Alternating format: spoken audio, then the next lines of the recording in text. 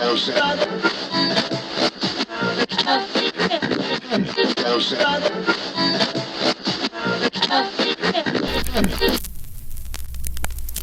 up, Rob here on the OCV channel.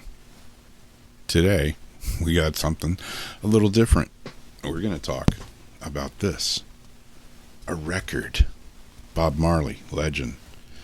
The best of Bob Marley and the Wailers. It's an actual record. Vinyl. It's huge. Look. Yo, what up? It's a record.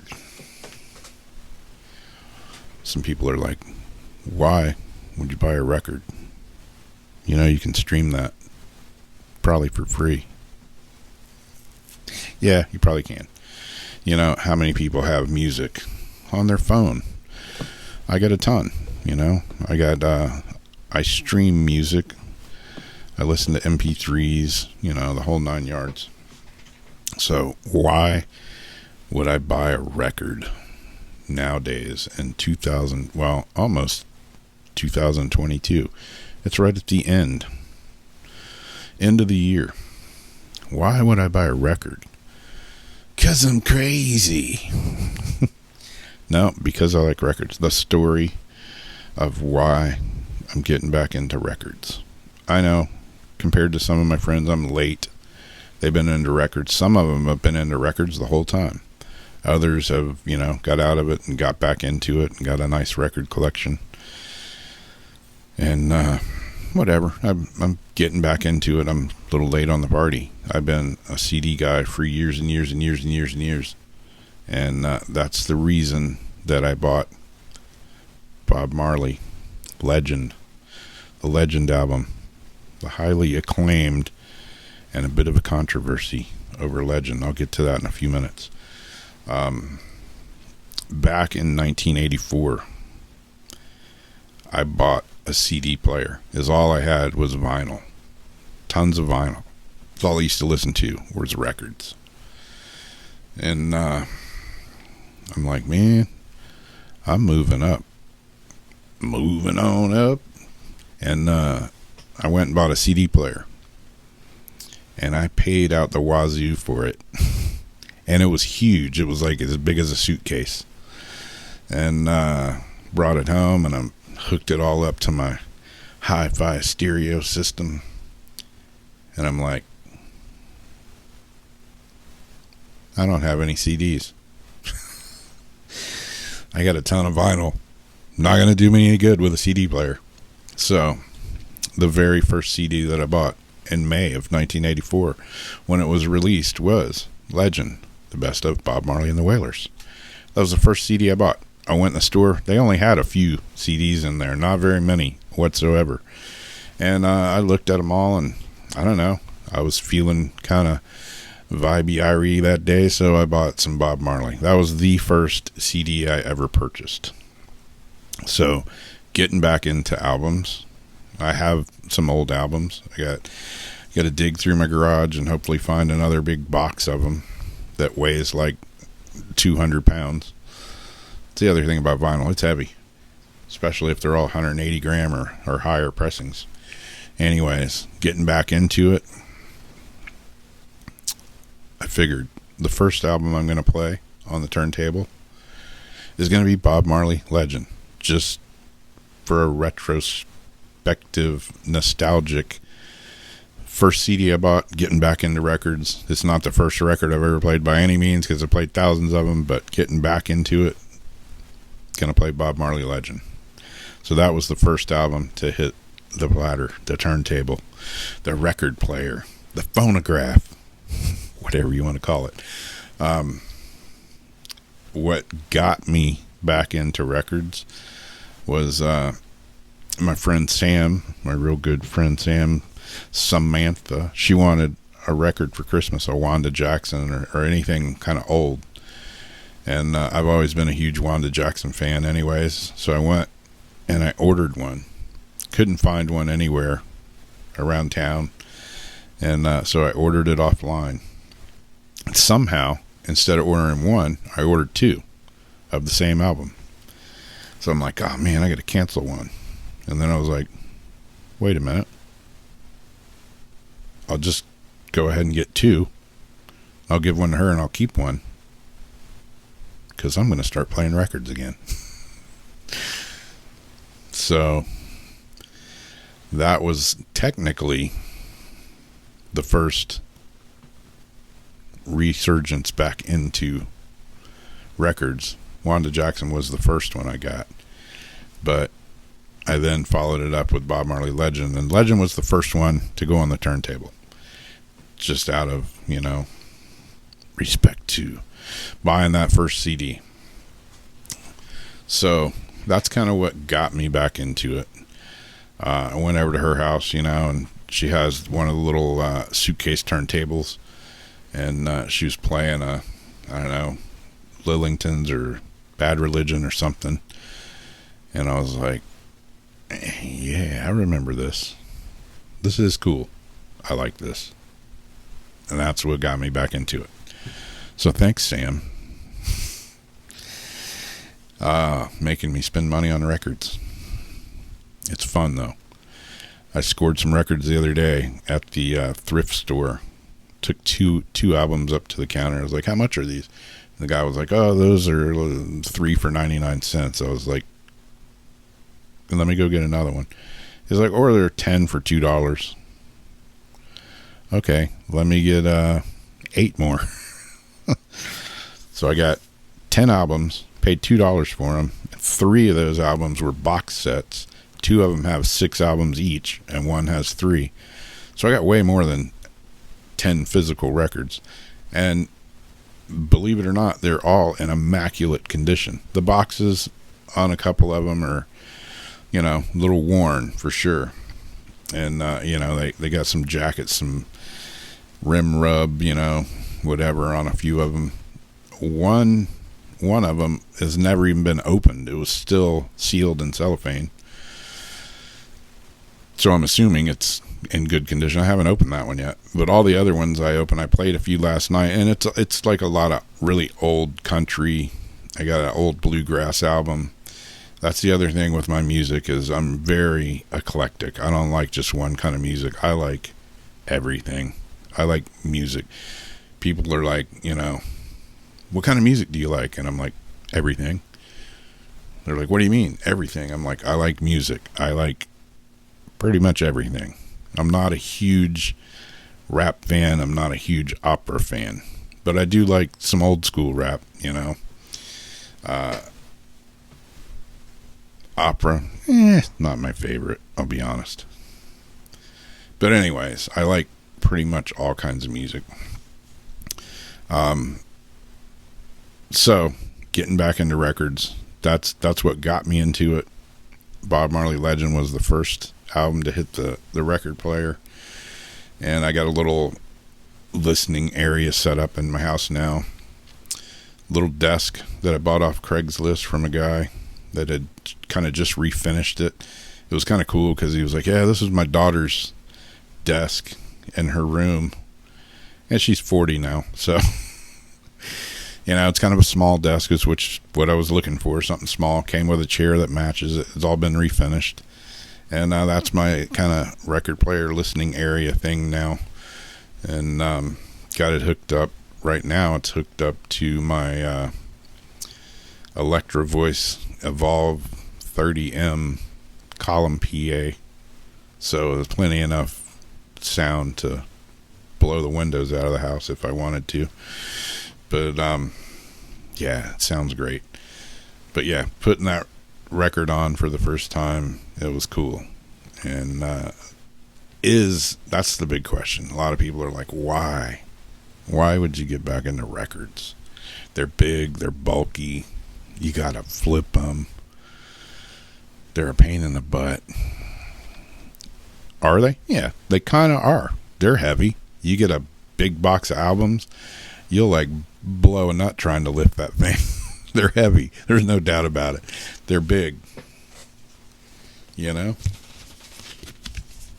mean, Bob's head is as big or not bigger than mine, and I got a big head. 12 inches. That's what she said. 12-inch vinyl. There's 45s, which are smaller, 7-inch, but yeah, a normal record, 12 inches of vinyl. And they're big, they're bulky, they're heavy, and you got to take care of them, because you scratch them up, you treat them like crap, they're gonna sound like crap, and they're gonna skip and everything else. So in a way, they're kind of delicate. Well, they're not kind of, they are. You got to treat them nice. So I keep mine in 3mm vinyl sleeves, and I also have another sleeve for the actual record. And this record, man, it's heavy. This is like 180 gram plus. It's a heavy, thick record.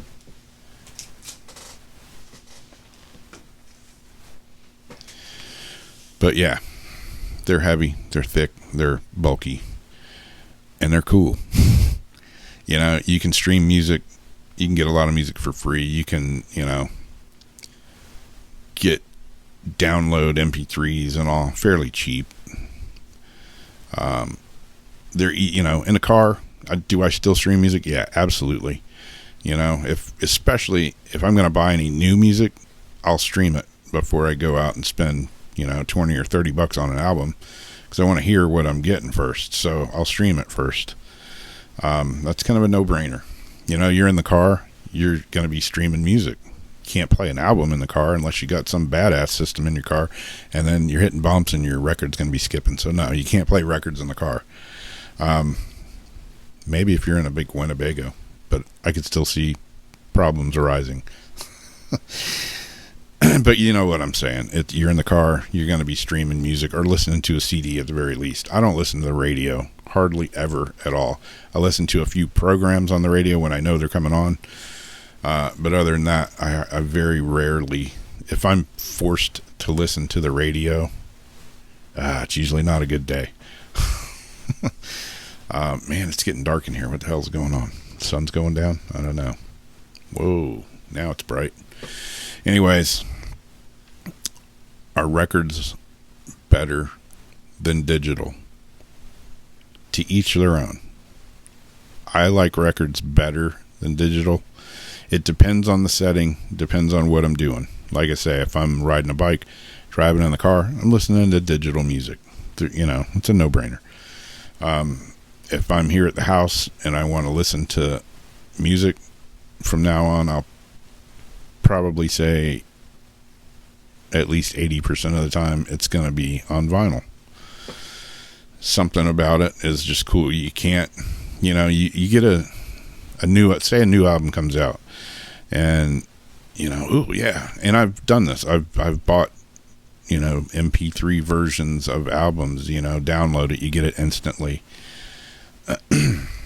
It's cool. You got the music, and it's hidden away on some file under a bunch of numbers and names, and you don't actually have anything physical to hold on to or to look at or anything. You just have a digital copy some place that you hope you can pull up.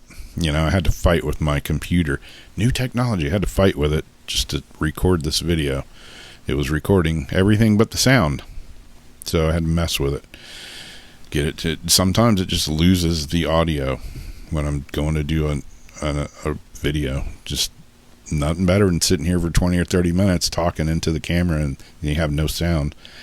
That'll get your emotions rolling. But you get an album, and CDs were one thing. You get a CD and it comes in a case, and you open it and it's got a little jacket in there, and sometimes there was some info on there, sometimes there wasn't. 9 times out of 10 you get an album, and especially if it's a double album or jacket that opens up, you got cool pictures. You got the inner sleeve that usually has everything about the song, who recorded it, who produced it, the musicians that played on it, and sometimes it'll have the lyrics, sometimes it'll have written notes, all kinds of cool stuff. So you actually have something physical to hold on to look at, to keep, You can't stream that kind of stuff. So, is one better than the other? I don't know. Two different things. You know, for instant gratification, push a button in the car, listen to music, it's the coolest thing ever. But to sit down, put an album on, listen to it, you know, get up, flip it, play side B, side 2, whatever. It definitely takes a little more work, but it also makes you listen to the music more, listen to the lyrics more. It's not just background music. You have to intentionally get up, put a record on, and it just makes you sit down, slow down, listen to the music, which is cool. That's the way music is supposed to be listened to. Music isn't just supposed to be background music, you know, that you put on while you're doing this or that. I mean, I do that every day. I listen to music every day. And sometimes it's just background music. But when I really want to listen to music, it's cool to put an album on, record, and sit down and listen to it. Have a cup of coffee in the morning, you know, do whatever, and just listen to some music. My early memories, my brother, he's 14 years older than me, and I had a little record player in my room, you know, like a lot of kids my age back in the day. I was born in 1964. So I had this little, you know, tiny record player. I had a ton of 45s, and Old MacDonald had a farm, you know, all these songs that my mom had got for me. And I, you know, used to listen to them. And then one day I was like, hey, what are these? My brother has records. So I started listening to his stuff. And it wasn't Old MacDonald. It was like Jimi Hendrix, you know, the Rolling Stones, you know, Janis Joplin, you name it. Iron Butterfly, Blue Cheer. So I was introduced to all that kind of music, and it just totally blew my mind. I was like, what? This exists?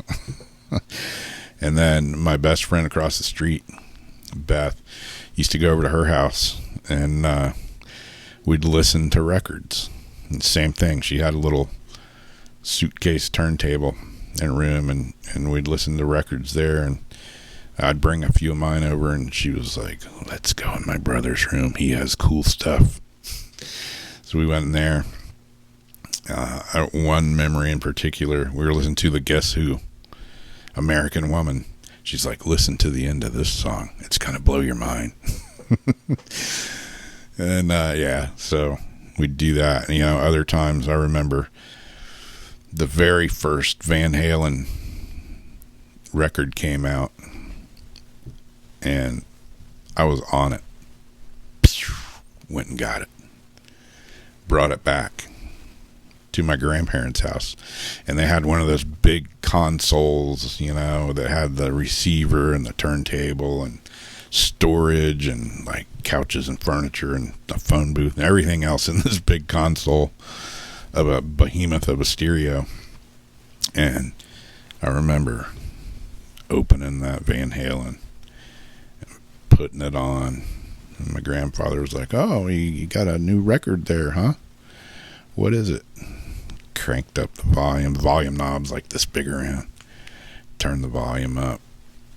Next thing you know, Eddie Van Halen is like blowing the curtains off the windows in my grandparents' house, and they were like, what the? Turn that racket down. Man, I was just like, I was in heaven. It was awesome. So yeah, from then on, they were always like, oh gosh, what is he putting on the record player now? More of that devil music. But yeah, Van Halen rocking my grandparents' house. I mean, I like blew the carpet off the floor in that place a few times. I'm surprised they didn't beat me with a board. Because, you know, it's Van Halen. You got to listen to it loud. And then I would put, oh God, I would put Rush albums on. And they're just like, I don't understand your music, boy. Bless their hearts, man. They were good to me, though. They never threw me out of my head for listening to rock and roll on their stereo. You know, like all my grandparents' albums, all gospel, and Lawrence Welk, and, you know, Perry Como, and Andy Williams. And I'm playing Van Halen, Running with the Devil, and Rush. Like full blast. I'm surprised they didn't kill me. But anyways, those are my memories. A lot of my memories of music is from records, from albums. You know, I have these long-standing memories. And I still remember, like, being in my friend Beth's room and listening to her brother's Guess Who album on this little tiny record player, and just mind blown. Where's this music been all my life? Even though my life hasn't been that long so far. But yeah, it was just cool. And so, you know, does it take more work to listen to a record? Absolutely does. But, you know, brings back memories, and it's cool. Because a lot of kids these days, they don't even know what a record is. Half of them don't even know what a cassette tape is. I used to listen to 8-tracks, you know, and reel-to-reel tapes, and then cassettes, and then moving on up, get the CD player. Bob Marley Legend.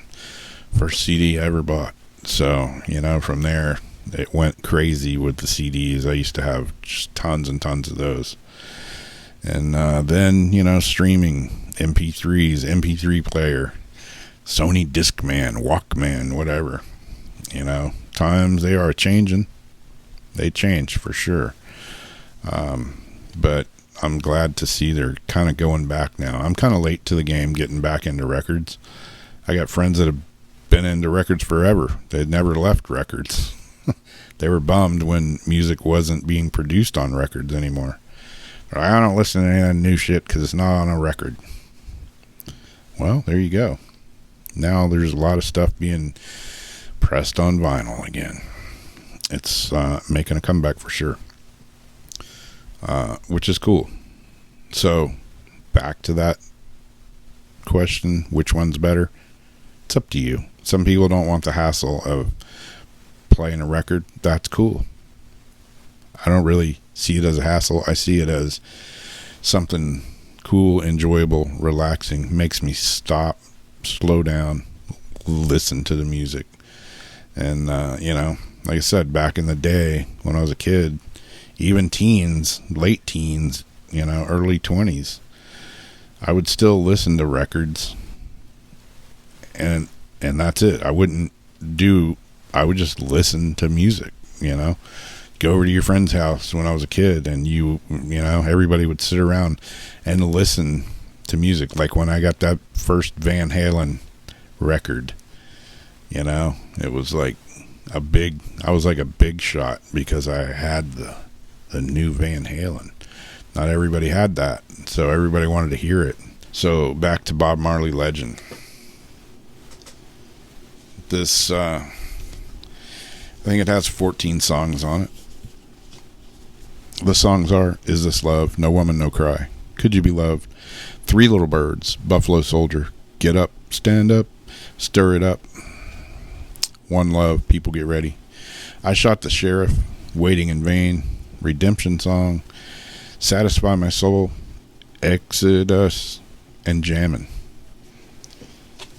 It's a collection. It says the best of Bob Marley. Is it really the best of Bob Marley? That is highly debatable by a lot of people. Is it a good collection of songs? Absolutely. I like every song on there. What, like hardcore Bob Marley fans or hardcore reggae fans, they're like, oh, that's the mainstream collection of Bob Marley. That's not the good stuff. Well, you know, that's up for debate, but it is true. Looking it up, it was released in May of '84. His greatest collection of singles on this original vinyl format is the best-selling reggae album of all time. So it's a very popular album. It was in Rolling Stone magazine's 500 greatest albums of all time, and it was like up towards the top of that. what it says. Despite its generally positive reception, Legend has been criticized for being a deliberately inoffensive selection of Marley's less political music, shorn of any radicalism that might damage sales. In 2014, David from the Phoenix Times wrote, he's constructed this track list for Legend. Deliberately, it was designed to appeal to the white audience. Island Records had viewed Marley as a political revolutionary, and Robinson saw this perspective as damaging to Marley's bottom line. So he constructed a greatest hits album that showed just one face of the Bob Marley prism. The side prism, not prison. The side he deemed most sellable to the suburbs. So basically, is what they're saying is it was the best-selling reggae album of all time because it was produced and organized into a collection of Marley's less political, less offensive, a collection of songs for white people. For college kids, for white people, for vacationers, you know, blah, blah, blah. And it's true even to this day. You listen to Bob Marley on the radio, 9 times out of 10, it's going to be one of these songs. They're not going to play a lot of the other stuff on the radio. And not that the other stuff is bad by any means. It's just a little more angry music. These are the happy songs from Bob Marley. You know, he's got some angry songs. They're still great songs. And it's not like he's like yelling and, you know, sounding angry. They're just, you know, lyrically a little more edgy if you actually sit down and listen to the lyrics and understand what he's saying. So yeah, this is basically the white guy version of Bob Marley songs, to sum it up in a nutshell. Still great songs. That's undeniable. And, you know, it doesn't matter what color you are. They're great songs. But it's just funny how, you know, it's the best selling reggae album of all time. And, you know, you talk to hardcore reggae fans and they're like, whatever. That's not the real stuff. Yeah, he wrote them all. It's the real stuff. It's just a different stuff than a lot of the other stuff. Doesn't make them bad. Doesn't make them good. Is it a good album? Absolutely. I love every song on there. So there you go. But yeah, getting back to records again. Why did I get into them? Because of the way, you know, I grew up listening to them. I've really missed not listening to albums. Are they easier than digital music? No, they're not. You got to take care of them. Like I said earlier, you know, you scratch one really bad, you're screwed. So you got to take care of them. Got to keep them clean.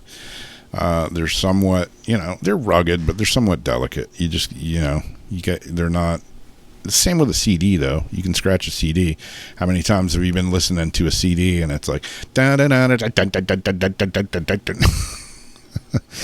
you know, same thing. So not any different than that, other than that it sounds different digitally. Is there a sound difference between vinyl and digital? I say there is. A lot of people say I'm crazy. Or they would say I'm crazy. There is a sound difference. Is it better or worse? I don't know. You know, I've listened to digital music that sounds freaking incredible. Get a good pressing of a good record and listen to it on a good stereo. It's freaking amazing. So is one better than the other sound wise? I don't know. Vinyl just has a different sound, you know, and sometimes, you know, there's going to be some pops and some crackles and stuff in a record. I don't know, you know, it's personal preference. Some people may hate records. I'm not going back to that. You know, why would I do something stupid like that? For me, it's just a bit of a nostalgic thing. It's what I grew up listening to music on. And hell, I'm no spring chicken anymore. I'm going to be 58 in another couple of days. And I don't know. What the hell? It's time to slow down and listen to the music. That's what I say. It's good for the soul. Music is good medicine. That's it. That's my story. I'm out of here. Thanks for watching. Hit the subscribe button if you want more of my rambling, gibberish thoughts on records or paranormal or guns or whatever. My eclectic channel is crazy. Just like my taste in music, very eclectic. I'm all over the place. So there you go. There you have it. I'm out of here. Bye-bye. Thanks for watching again. See you next time. No,